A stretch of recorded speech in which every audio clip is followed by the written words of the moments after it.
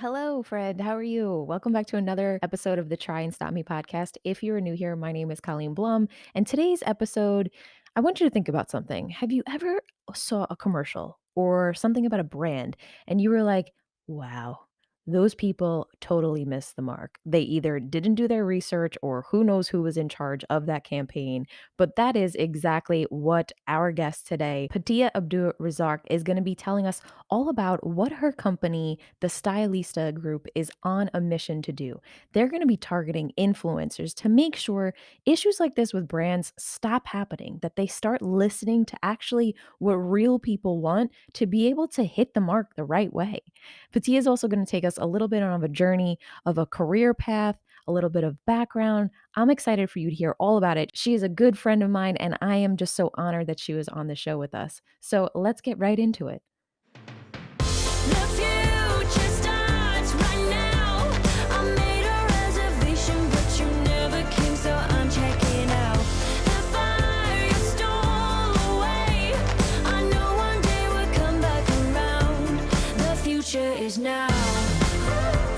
Yes, I do. Yes, You are I do. such an interesting, phenomenal woman, and I want to let everybody know all about your background so that we could paint the picture of exactly why you're conquering the world today. Okay, So take sure, us back. absolutely. Yes, yes, yes. So I was born in Georgetown, Guyana, in South America. And unfortunately, a lot of people mix up Guyana with Ghana in Africa. So I'm from Guyana in South America. And unfortunately, when many people know where Guyana is, it's for a not so great reason. And that's because that's where the whole Jim Jones fiasco happened. So, yes, that one. Yeah.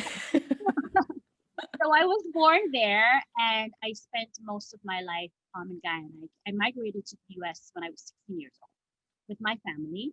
And, growing up, I lived between Guyana and Venezuela because my dad was in the Foreign Service. And so he traveled a lot within South America. But his longest post, I think it was over 10 years, I think it was 13 years, was in Venezuela. And my little brother was actually born there. And so I did a lot of going back and forth between Guyana and Venezuela. But we left South America, the continent of South America, for good when I was 16 years old, and migrated to the US, to Queens, which is also called Little Guyana. For some Yeah, reason, really. that's where all Guyanese people go when they come to the United States. And of course, oh yeah, right. Everybody knows that. And over the years, we had family who had come and set up shop. So of course, you go and you stay with your family for a while, and then you branch off. Anyway, so came at 16, finished up the last years of high school here in the US, and then left and went to Boston to attend Simmons College, which is an all-girls liberal arts college in Boston, and lived in Boston for over 10 years. Oh my God, the years just keep going by so quickly. It's I like, know. I can't. Let's not bring it up. let's not bring it up, right? Like everything is like, We're everything still is 20. right? Everything 10 years plus. Okay, and so lived in Boston for 10 years, and along the way had my first child, who is now about to be 27. She keeps saying, Mom, I'm not 27 yet. Say I'm about to be 27. She's about to be 27 in 2 short months. And it's been an incredible journey. I moved back to New York in 2010 after living in Boston for some while. And at that point in my career, I was strictly focusing on climbing the corporate ladder. And so to go a little step backwards, when I went to college, I thought I was going to be a pharmacist. So Wow, everybody really? who knows me doesn't know this Come story. on, no way. Yes, that's why I have to back up, because it's like interesting details here. Yeah. So when I went to Simmons, my major was chemistry pharmacy, and I was going to be a pharmacist. And so Simmons had a 5-year program with the Mass College of Pharmacy, where you went to Simmons for 4 years, and you finished up Mass College of Pharmacy the last year, and you were a pharmacist. However, 2 years into doing chemistry pharmacy, I began to hate it. And I told myself, if this is going to be the rest of my life and I'm already hating it, I'm like nowhere near like completing where I should be. Like maybe I should reevaluate. So, my parents, right? And if you know anything about immigrant parents, like once you say you're going to be a doctor or a pharmacist or a nurse or a lawyer, they kind of hold you to that. Yeah. So I'm like, oh my God, like how am I going to tell them I don't want to do this anymore? right? Um, but luckily, I had a really supportive guidance counselor. What do they call them? College counselors, whatever you Yeah. call them. And we had a really good relationship. And I told her how I was feeling, and she said, "Kid, that's the whole point of being here. You're supposed to discover things. Like we make decisions about ourselves at 16, 17, 18. Like we really are in no position to be making these decisions. So if I you're feeling like you couldn't may agree want to, more. right? If you're feeling like Seriously. this is not what you may want to do, big name or not, just she advised me to go to summer school and just take random courses of things that I would not taken because I was on this specific track. And so I Mhm. took like music and marketing, and something happened to me on the first day of marketing class where it was just like I can't describe it. Like, oh my god, like this is what I should be doing, right? Oh. And so that's what I changed my major to marketing management. My parents got over it. As they normally do. They normally It's that do. shell shock moment. Right? Like, what do you mean you're not going to be a Yeah. pharmacist anymore? Right? My parents got over it. And here I am 20 plus years later, still doing it and loving it. And I really think that was one of the best decisions that I made in my life, just because it's been such a great journey. I'm really good at it, right? I Yeah. mean, I probably would have been a good pharmacist too, but I feel like this is more of a passion. You know what I mean? And It's so more fun. it's more fun, right? I Yeah. get to work with people. That was another thing. Like I'm such a people person, you know me, right? And I Yeah. was in these labs for hours on end with beakers, and I was just like, no, I want to talk to people. I I could want to meet imagine people. you in the lab, like with some music playing, dancing and knocking something over, just like trying to End have of the fun. experiment. End of the experiment. Blowing up the labs and everything because I'm just, I'm trying to have a good time, and everybody else is all studious with their glasses, looking at me like I'm crazy. Yeah, that would have been me. That's so interesting. I can't Isn't it? that's incredible. And I mean, and more power to that guidance counselor because Yeah, they're there for the big bucks. They're there exactly. to get you in, get you out, but Right. maybe they were also looking at it like, well, maybe she'll Exactly. be here for a little while longer. But Right, right, right. Which I wasn't. yeah, I banked it out. I had to do an extra summer school, I think, to kind of like catch up. But I was out of there. I was ready to go.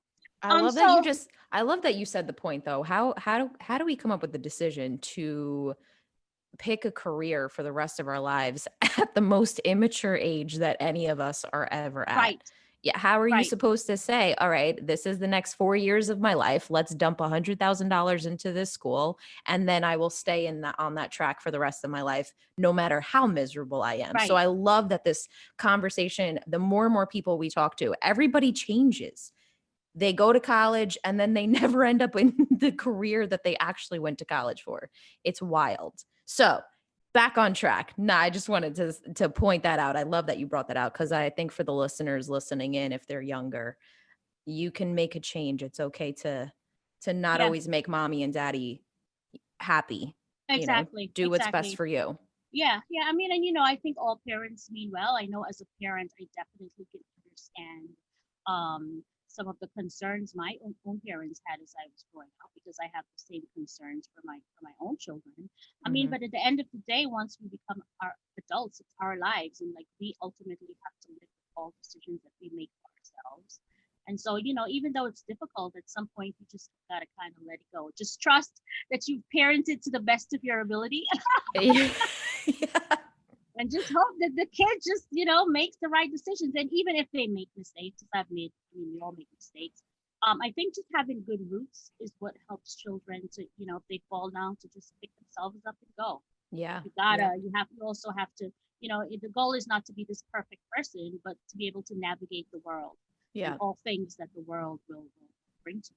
Yeah, So and I think yes, your parents definitely taught you that by coming here, leaving your right, country, coming right, here. I know you guys went through some right. challenges within your family as well.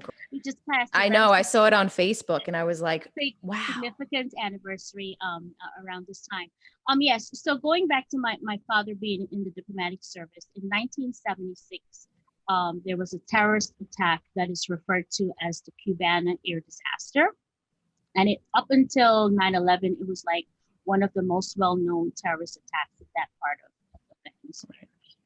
And my mother, my birth mother, unfortunately, perished um, in that Mm, disaster. She was flying home to Cuba, where my dad was stationed at the time, And she was on a plane where there was a terrorist bomb placed by a rogue ex-CIA agent who was against the whole Castro thing that was big back then. And she lost her life. Now, interesting tidbit Ugh. about that is that I was supposed to be on that plane, and my grandmother, who was very young, my grandmother had a feeling something was going to go wrong that day. And she tried to get my mom to not go on the plane, and she wouldn't Oh, listen. And so she just pleaded with her to leave me behind, and she did. So, oh, you just you gave know, me all the I, chills. I take that to mean that, there's definitely a survived that, and I'm here for a purpose.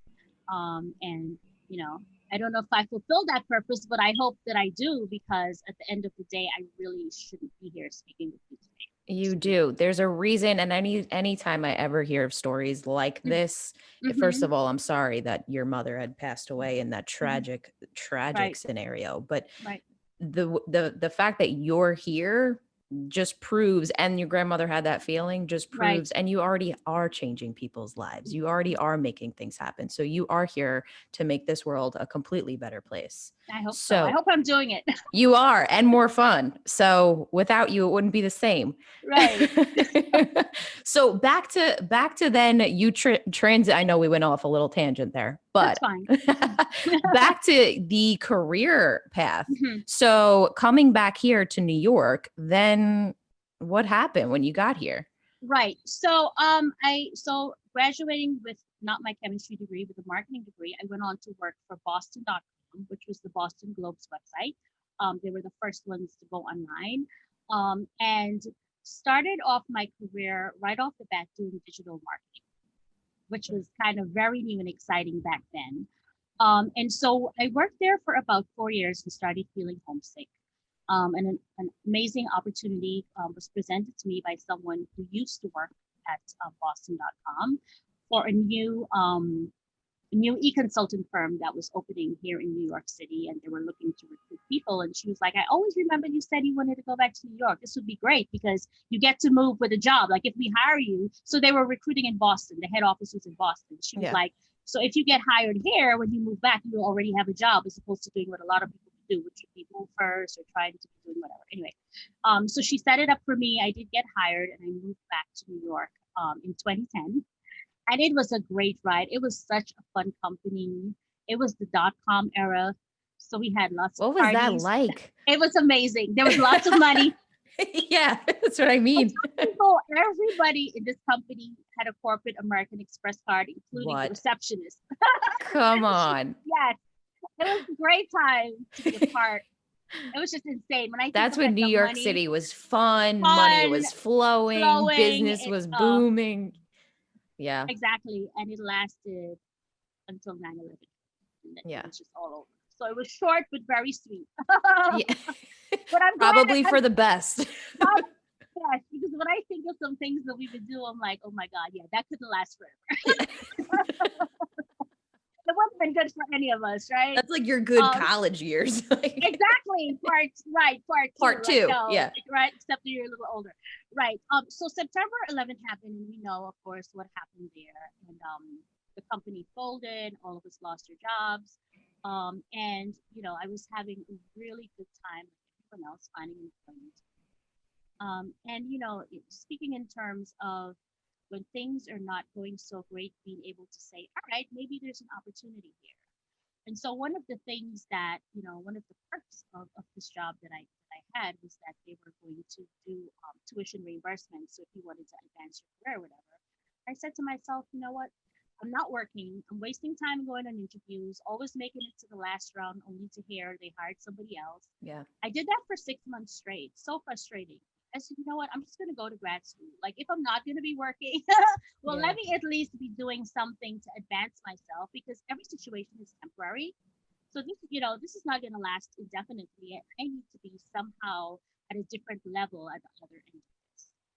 Hmm. And so that's when I made the decision. I enrolled in Pace University to get my MBA, and I chose the part-time track because I had a daughter to still take care of. So I couldn't get, it would be nice to be a full-time student, but I couldn't. Yeah. So I I worked part-time and I went to school at night and studied for my MBA. And I was right. By the time I was done, it took me 3 years part-time. Things had moved on and the job market was a little better and I was able to find a job.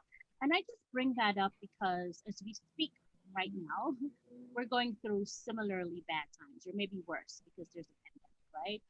And I know that a lot of people are losing jobs and feeling down about situations, but I just want to encourage people like, if you could just take a minute to think about things that you always wanted to do or things you didn't have the time to do or Mhm. whatever, like this could actually be an opportunity for you to explore things outside of what your norm would be, quote unquote norm. Like at this point, I don't even know what a norm is, right? It's like Yeah. what's normal now? I mean, I don't know, right?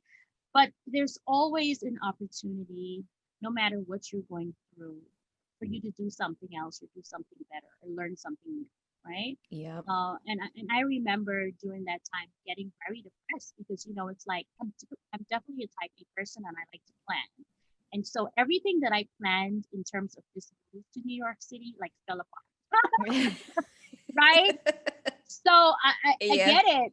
I get it. I get Uh-huh. feeling like, oh, this is disastrous and my life is over, but it's not. You're still here, Mhm. and there's always something else that you can do Yeah. if you And I can just think kind of like I love that you said that because I think that planning for us type A people, we like plans, we like to be busy, we like to always feel like we're doing something and getting something accomplished. right. But most of the times, once I'm done with that plan and it goes perfectly, I'm bored with whatever I just finished. Exactly. I Exactly is the like when point. it's like messed Exactly. up and challenged and throws me because by the time I end up at a different Right. path, I'm like, I like this better. Like it over here better. So I Right. think right Exactly. now is scary and it's Exactly. sad and it's depressing and there's a lot of stuff and a lot of change. But right now, exactly what Patia said, it's the time to actually sit with yourself and maybe go back to grad school, maybe create your own company, maybe start a podcast or a YouTube Maybe channel. start a pet. Exactly. Yeah, I mean, Exactly. you never know what you're going to be obsessed with until you start doing it, you know? Right. I never Right. thought I'd be up till 1 o'clock in the morning editing a podcast and enjoying it. Right. But we're Right. here But we're now. here. We're here. Yeah. Absolutely. Yeah. So you pivoted and then went back to And school. went back to school, finished up with that, worked at Ralph Lauren as a contractor for a year and a half. Mm, And what they were doing was they were transitioning their off price. So when you say off price in the fashion industry, this is the past season's clothes that they will no longer sell in their stores, but they then resell to places like not Macy's. Macy's has current fashion. TJ Maxx or Marshalls, those mhm. brand name clothes that you buy there, they're from past seasons, right? Okay. So that's called off-price clothing. And so they were transitioning their off-price clothing department from the US to Singapore. And so they kind of needed somebody to babysit that until that actually happened. And so that was my role. And it was great. I will always miss the sample sales. At the part, like, oh, this shirt is a little off. We can't sell it. You want it? Of course. Like, who's Of going to know? course. Oh, look, the tag's missing. Right? Like, I mean, my shoe game is bad as you know, but It's still bad. Come it on. was extra Your bad shoe then game with is all it was Patia extra walks in, bad you're like, then. "What? How can I be cool like you? Why?" It was extra bad then with amazing sample tail shoes. Yeah, so I worked there for a year and then I mean I knew that the position was temporary, right? So I was always looking. And then my next and last corporate job was at a a tech firm. They did voice over IP, right? From fashion to tech. Yeah. I did voice over IP for mid-sized companies, and I helped to manage the channel program, which is 80% of their revenues was from channel partners, not direct sales. Mhm. So my whole role was to educate the channel partners on the latest and greatest sexy things going on with this phone system, so that they can then convince their customers to buy the product. And I was there for about 3 years.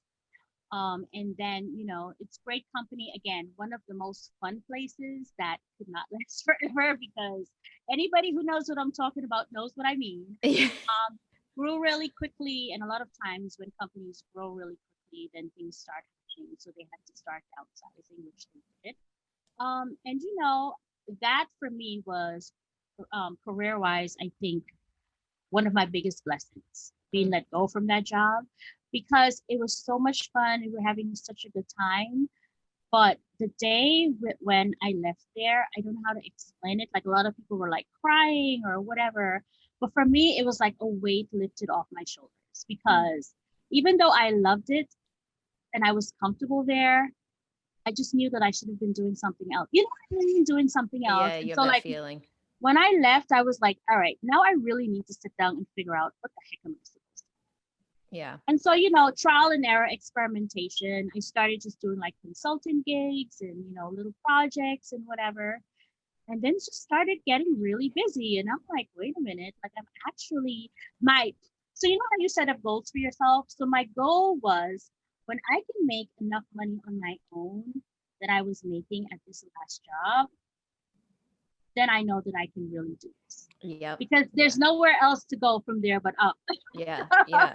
And there's no right? more being let go from There's anywhere. nowhere being let Yeah. go. If I can make enough money to support myself, Mm-hmm. then why do I need to work for anybody else ever? You know what I mean? It's Yeah. like, and so it took me about I'd say 18 months, give or take, because I was doing a lot of, you know, one-off projects. So you work for a little while and you stop about whatever. But I was keeping track the whole time. And once I got there, I was like, okay, game's on. Now I really need to take this seriously because I'm doing this. Yes. I love that. Good for you. Right, right. So cool. And so that was the beginning of the name of the Stylist Group now, right? Yeah. But back then it was called Petia Bradshaw, which was my maiden name, Petia Bradshaw and Associates. So that was the birth Because of she literally dresses like Carrie Bradshaw in Sex in the City. I'm not even joking. When this video goes up, as soon as she got on, I was like, your outfit again. Anyway, back to the show. right, right. She lives So by the name. I know. So it was Mhm. Petia Bradshaw and Associates, and the initial offerings were very broad. If you needed help with anything digital marketing, I would just take it on. Um, and you know we did very well for a while, but around year 3 or 4, and then I second guessed myself through year 5. I started feeling a little scattered.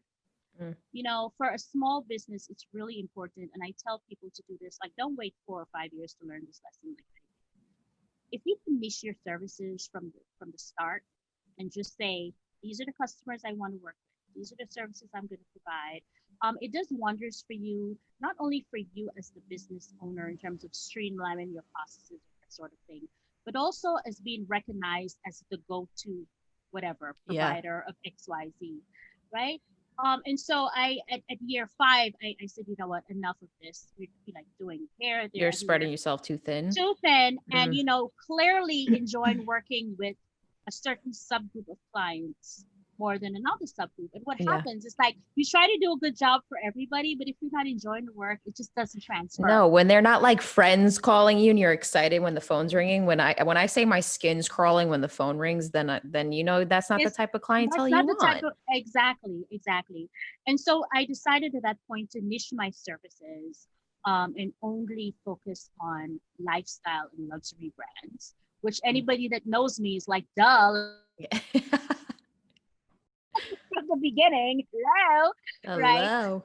And so I did a total rebrand, no more Petia Bradshaw and Associates, renaming the company to the Stylist Group, and then the verticals that we work with, all things beauty and fashion. So whether it's products or actual retail stores, personal care items, we do restaurants, a lot of setup work, getting them up and running, boutique hotels, and any kind of like specialty products. So a great account that I had about 5 years ago, the time is going, was this publishing house out of Iceland that had a license with Disney to create fun children's activities on whatever the latest Disney movie was. And back then it was Frozen, so it was Frozen everything. Oh yeah. So they had this line of fun, Frozen hairstyles, Frozen cupcakes, Frozen whatever, and it was just like such a fun account to have. Soleil So was probably having a blast with that. Soleil wasn't born yet. No. She missed that. She missed that. Oh, come on. Books and stuff though, but she like missed the whole craze. She was Which here. could be a good thing for you, honestly. Yeah, she's been here for Frozen too, but she wasn't here for Soleil Frozen is one. Petia's youngest daughter, and she is gonna outshine us all. That's all we're gonna She say. really is. She's I have gonna a be funny story about her though that I'm telling everybody this week. She was really quiet, so she's doing e-learning, right? So she's really quiet, and that usually means she's playing with her dolls and she's not paying attention. So I'm like, oh boy, I'm about to like, mommy catch her, out. catch her with the Barbies again. My girl had logged herself out of Zoom, was getting into the bed, and she was like, I'm over it. I need a power nap. Jumped into the bed, put the covers over her head, and she was done. She was like, I'm not doing this today. Sorry. I got Zoom fatigue, ma. Need a power nap. And you know what? It's like, I just have to laugh because I totally get it. Like we're all in front of Zoom all day long. Yeah. Zoom fatigue is real. And there are times when I feel exactly the same way.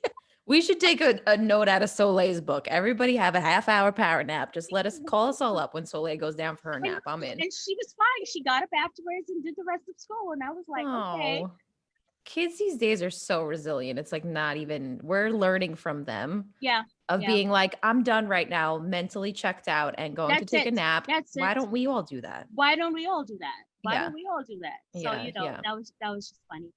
Good. Yes, So you were working with Frozen.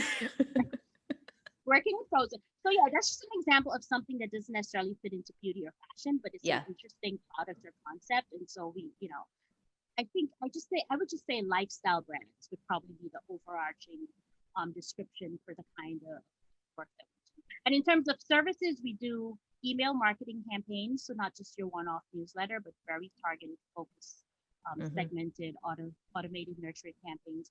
All things social media, which when I started doing social media, it wasn't half of what you have to do these days. So we do strategy only for people who have small teams that just need direction. And then we do strategy through implementation, through day-to-day posting, and definitely social media ads, which these days, if you're not doing social media ad campaigns and you really want to see that conversion, you may as well just forget about it. It's just not working. You should just shut your doors. You should just shut your doors. Forget it. The free lunch is over. It's been over, right? It's been over. And I think people have been trying to tell us that for a long time. And now it's here. Now it was like trying to prep us, and whoever's not there needs to get on now. Right. And if you can't, then I don't know what you're going to do. And then the third service, the one that I really like that kind of piggybacks off of social media, is influencer collaborations. Yeah. So many brands use influencers, as you know, to build brand awareness. Yep. As well as to introduce them to new audiences. So we match brands with influencers that make sense for them. And then they do co-marketing campaigns. And we help to set up the process and monitor the campaigns and make sure that the influencers are delivering in terms of the brand promise and all of that great stuff. So those are the three main areas where we play. Yep. Throughout the years, which one has become your favorite one? Is the influencer being interesting now, or is it difficult? It's you hit the nail on the head, because I'm working with a client right now and we're trying to get some influencers, and many of them are being divas. And I literally just had this discussion with my team member where I was saying, these people are being so difficult. Like 5 years ago, being an influencer wasn't really that much of a thing. You know what I'm saying? And now that it's actually like a respected career path, like some of these people are getting a little ridiculous with the asks and whatever, and it's like you have to Mariah Carey demands that you keep reading on the back end. You're like, yeah, you're like, no, it's not. It's never going to be that serious for you. Like, get over yourself. Right? I mean, some of them really do put a lot of work in, and they make money and they make their businesses on the side. But the ones that you see online that are super divas that just wear clothes, it's like, one day you're going to get old just like me, girl. That's what I'm saying. That's what I'm saying. And after a while, even the plastic surgery can't save you, because you start looking a little crazy. Yeah, and people like us might help you out in the future. So right. watch where you burn. Right. Exactly. But it's probably interesting to deal with that market, because it is something to learn. Obviously, it's the way that the world is going now, of more of influencers. Like I was seeing, who said it the other day? I think it was Gary Vee. I always refer back to him because I just see his stuff on social media all the time. But he was saying, like, retail stores, he was saying, will probably come back he always comes up with random ideas, but he was saying retail stores might come up with these ideas of being more interactive. Like they might not go away totally, but they might come back and bring an influencer every single day throughout the year to just bring people into an Bring their experience. audience. Yes. Yeah, instead of just shopping in the store just for a regular piece of clothing, Right. they're going to bring an experience to the actual stores. So I these agree. influencers, I agree. yeah, They're here to I think stay, it's definitely, unfortunately. they are here to stay, but I think a lot of them can have a big impact for positive change if they're willing to be humble. Be humble. Be Yeah. humble. Yeah. Little Be humility humble and goes a long realize way. these companies start from somewhere and can eventually blow up to become something new if you're just willing to be Exactly. a part of it. Exactly. Exactly. Exactly. Yeah. I agree with you. So I want to talk all about what your new adventure is. Yes. Yes. Mosaic Mommies. Yes. Yay, from Mosaic So Mommies. exciting. So exciting. Okay, so last September, myself and Kendra, who you know, Yeah. and another woman, Nicole Williams, who does PR, we decided we've been talking for an idea for maybe 2 years prior that we were actually going to do something about it, because once you do something and you tell people, that it becomes real and you have to stop talking for 2 years. Oh, I love that you just said that. Everybody's like, don't make moves until you have it. And it's like, no, say it, because No, then I you're was held accountable. right. I was like, Yeah. if we never publicly do anything about this, it'll be another 20 years and we'll still be talking about it behind Yeah. the scenes. Mm-hmm. And so we did a soft launch of our new joint venture or partnership, on a joint venture, Mosaic Mommies at Bloomingdale's. And we kind of like rallied our own network of mommy influencers that we've all worked with over the years. And we had an amazing soft launch of a concept, like I said, we've been talking about. And pretty much what Mosaic Mommies is going to be a community of multi ethnic mom influencers, and we're going to work with established influencers as well as women who are looking to break into the influencer market. Yes. And I love so that. it's going to be twofold, right? So for the women who want to do this and do this the right way, there's going to be an educational aspect where they have to go through we're working on courses and all of this stuff to become Mosaic Mommy certified. And then once they become certified, they then move into our community of experienced influencers, or influencers that we can trust, Yeah. that we will then package and present to large brands and say, okay, there's this this is the first multi-ethnic pool of women, or moms, or influencers, who would like for you to work with, not only to promote products and services that are already in the market that you want people to know about, but also as a testing ground. So we also want these brands to use these moms as focus group participants. So for example, if you're launching a new line of children's clothes, and you want to get feedback on the line before you actually put it to market, you would then come to us and say, we need a group of diverse moms to like look at these clothes, put it on their kids, whatever. Yeah. Traditional focus group stuff. Yeah. So that before we launch, we know that this product is actually going to sell. It's not going to offend anyone. How many times have we had large brands have to release statements because they released clothing or books or products that were, very Before they asked insensitive? any female, I don't know what it is. It's like, who's running these companies? Who's running these companies? Was there not one person you could ask if this was a good idea or not? Yeah. And that's where diversity and inclusion becomes really, really important. Not just to say, oh, I have this percentage of minorities, but are they able to speak up? And are their opinions actually heard and valued?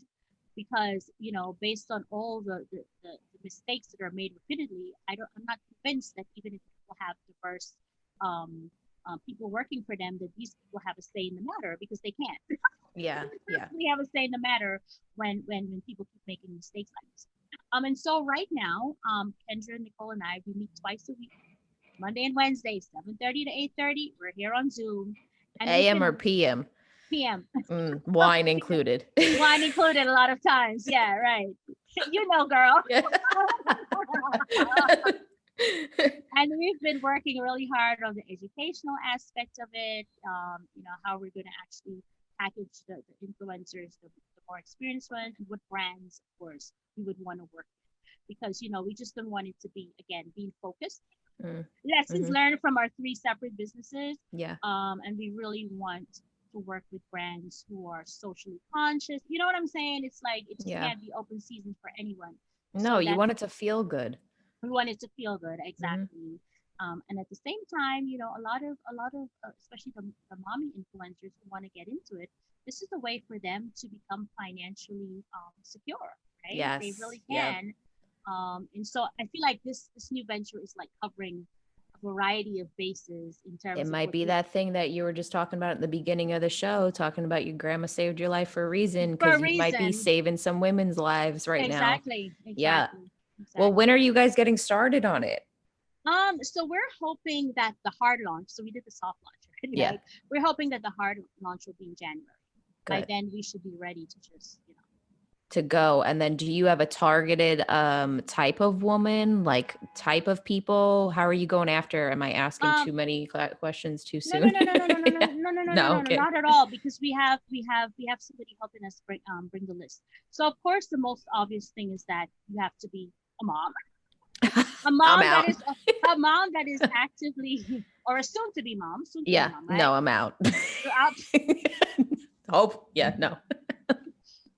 And right now we're looking for the ladies who are already doing this kind of Yeah. and again we're looking, white mom, black mom, racial mom, Asian mom, right? We really Hmm. want it to be a very diverse pool. For now we're looking at the women who are actively doing this work. We're looking for women who are also being niched in the work that they're doing. So there are a lot of mommy bloggers that only blog about organic products, right? So Hmm. we're like, yep, we want you, or mothers who support socially conscious businesses or that sort of thing. So the two criteria would be that, obviously you're a mom and you already have some sort of activity in the mommy blogger space. Because really what brands are looking for when they collaborate with influencers is the ability to reach a very targeted audience Yep.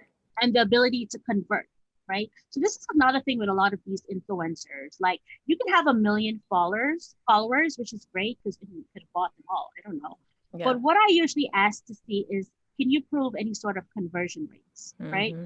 So have you worked with brands that give you an affiliate link or a discount code, or like how are they tracking that working with you is actually a good return on their investment, Yep. right? Because a lot of these rates for influencers, and to your point, a lot of them do amazing work and it takes time and it takes effort. But if I'm going to pay you, say, $10,000 to Yeah. do a campaign, I'm just putting that figure out there. What does the brand get back in Yep. return? How Hmm. long does it take for them to see dollars tracked back to this? So we all know the initial return on investment is brand awareness, engagement, that sort of thing. But at some point in time, we need to actually be able to track dollars. Yeah. Yep. And many of them, when I start asking those questions, they ghost me. And I hope it's also an education, and I hope that it gets them thinking that, wait a minute, how do I answer this question? Right? Yeah. Because Hmm. this is where all this is headed. I feel as brands begin to realize the value of influencers, they're going to keep getting more work. But sooner or later, you need that 360-degree review. So it's like we're Yeah. paying you whatever. What are we really getting back for Yeah. this?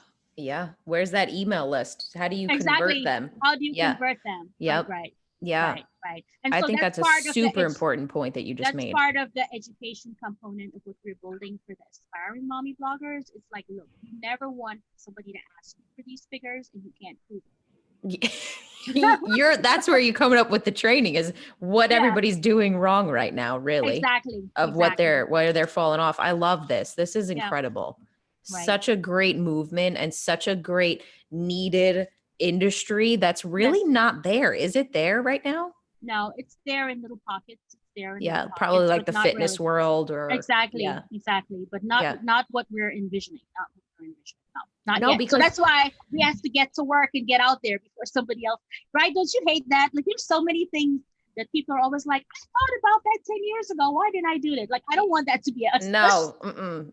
That stuff will give you anxiety for the rest of your life and just Life. eat you at Right. night when you're sleeping. Right. Yeah, Right. good. Well, Right. I'm excited for you guys. I think it's going to be incredible, and I can't wait to hear more about it. And when you guys have more, when you're ready to go, send Right. me all the information, and we will I blast it will. all over the place. Thank you. But so I know you have a very busy day today.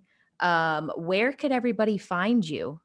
All right. So the website, which is about to be squashed in 2 weeks, so it may look different, is I'm in Kendra? process. Right. I may be in the process of doing it over. It's the stylisticgroup.com Mhm. on all social media, just at Stylist Group. And of course on LinkedIn, you could just look me up, Petia Abdur-Razzaaq. I think I'm the only one as of right Yeah, now. I would yeah. I'll leave all of your details in the bottom of the show notes, but thank you for taking the Perfect. time with chatting with You us are today. very welcome. This It was was fun. so valuable. Thank you for opening up, and I'm excited because you are definitely gonna change these Yes, these yes, I'm women's hoping so. lives. Yeah, I'm there's hoping a so. Well, this reason. was great. Yeah, I'm so Yeah, happy that so we could much do this. fun. Friend, I hope you loved that episode. I have such a I have love for Patia. She's just an incredible woman. She's funny, she's beautiful, her style, not even kidding. If you haven't seen this on YouTube, check it out. She is just seriously the Carrie Bradshaw of New York City for sure. You check out the Stylista Group, follow them on all social media, check out their website. Next week, as usual, will just be another solo episode with you and I can't wait to see you there. The future is now.